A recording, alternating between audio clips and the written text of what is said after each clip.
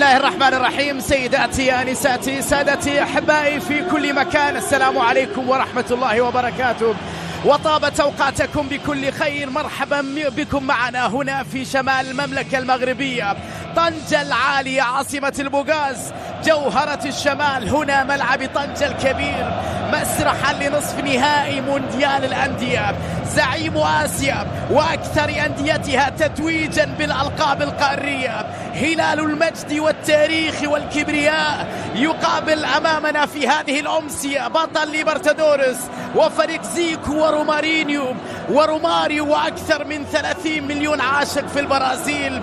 FC فلامينغو في نصف نهائي بطولة كأس العالم للأندية هنا في المغرب. دياز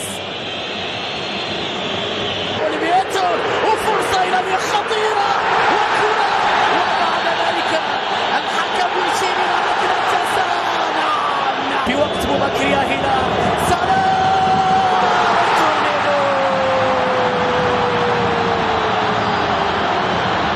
أنا العناد، أنا الطموح، أنا الأمل، أنا الغريب، أنا المريب، أنا الجدال، أنا يجعلنا في حضور ذهني رائع.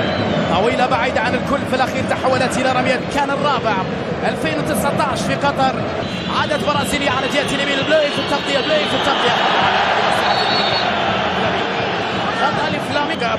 وبهذا الأداء والبداية الرائعة، خليفة في الراس، لوسيانو تحرك ومحاولة وصول الكرة على التعادل. أراس كايت عرضية بالراس خطيرة، لكنها مرت بسلام على يمين المعيوف. تغطية لمسة وشونشون كوريا تدخل، برافو أبيت وسرعة أكثر. أبيت خطأ على مسكين، تغطية وتدخل من الدفاع خطير.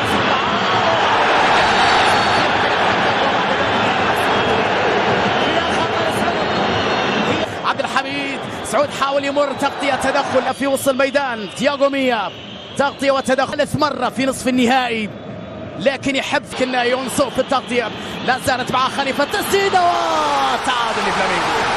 التعادل لفلامينغو عن طريق بيدرو، هدف مع الدقيقة 20. يعود فلامينغو في هذه المباراة ليتعادل.